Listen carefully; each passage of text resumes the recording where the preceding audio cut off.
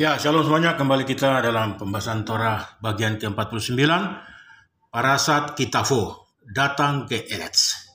Untuk melayani Tuhan sepenuhnya, kita harus merayakan berkat dalam segala hal. Oleh Rabbi Saul Yosef Leiter.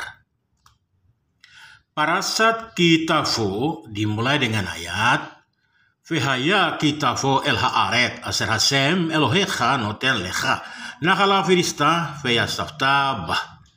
Dan itu akan terjadi ketika engkau datang ke tanah yang diberikan Tuhan kepadamu. Ulangan 26 ayat 1. Sebelum membahas parasat ini, saya mau sampaikan terima kasih yang sebesar-besarnya kepada semua anggota Bnei Anusim dan para sahabat pencinta Israel yang telah turut serta dalam berdonasi untuk pembangunan sinagog Haba Baka di Yerusalem, Israel.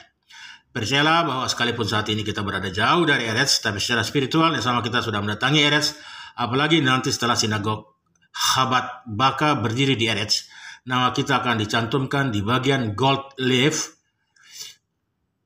di hall sinagog. Baik, kita lanjutkan.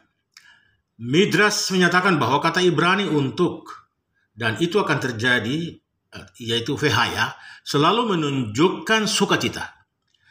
Datang ke tanah Israel sejajar dengan turunnya jiwa ke dunia, disebut sebagai perjalanan dari puncak tertinggi ke nadir terendah. Karena penurunan ini adalah kehendak Tuhan. Pastilah bahwa penurunan bukanlah tujuan itu sendiri dan jelas bukan sumber kesedihan. Melainkan kedatangan jiwa ke dunia ini sebenarnya adalah penurunan demi pendakian yang luar biasa. Dan dengan demikian merupakan kesempatan yang benar-benar menggembirakan.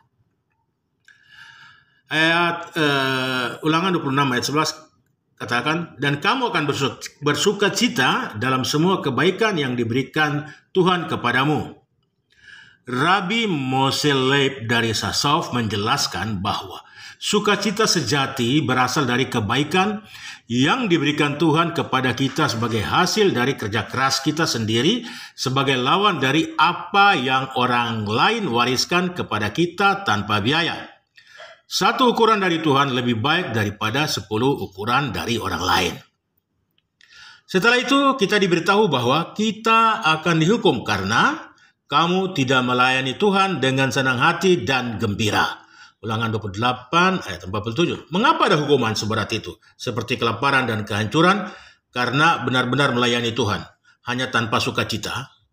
Jawabannya adalah bahwa kebahagiaan kita merangsang kebahagiaan di atas yang pada gilirannya membatalkan keputusan terhadap orang-orang Yahudi.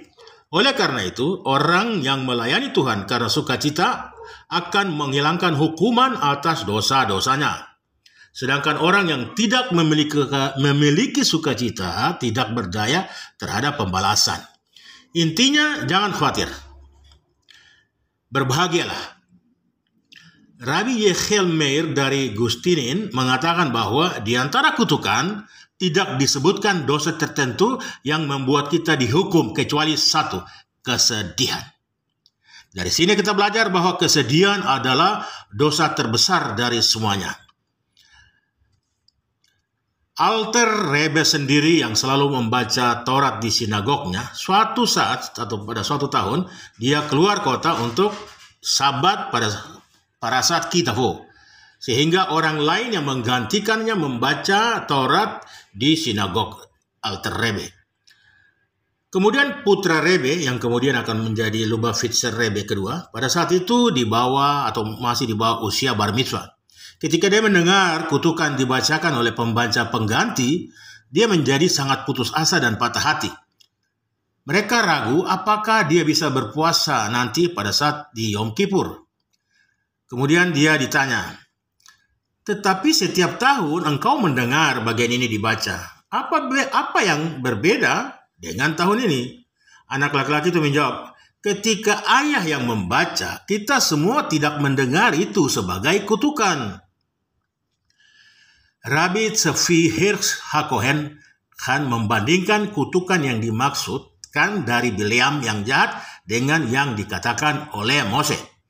Kutukan Mose sebenarnya adalah berkat. Misalnya, kamu akan menanam dan mengerjakan kebun anggur dan anggurnya tidak akan kamu minum. Ulangan 28 ayat 39. Dapat dijelaskan sebagai makna bahwa tidak akan ada pemabuk Yahudi.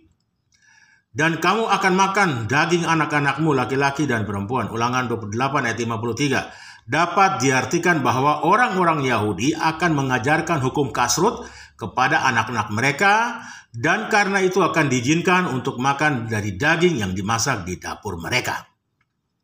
Saat Elul hampir berakhir, begitu juga sepanjang tahun. Mari kita manfaatkan sebaik-baiknya apa yang tersisa dari waktu khusus ini untuk evaluasi diri rohani kita. Sekarang kita berada di hitungan mundur terakhir ke Rosh Hashanah. Diajarkan bahwa masing-masing dari 12 hari terakhir dalam setahun, mulai dari Elul 18 sampai ke 29, sesuai dengan 12 bulan di akhir tahun. Pada setiap hari berturut-turut ini, kami melihat ke dalam buku rekening kami dan membuat perhitungan untuk menentukan apakah kami melayani Tuhan dengan kemampuan maksimum kami selama bulan yang sesuai, dan bagaimana kami perlu untuk meningkatkannya di tahun depan. 5783. Sahabat Salam, Rabbi Saul Yosef Letter.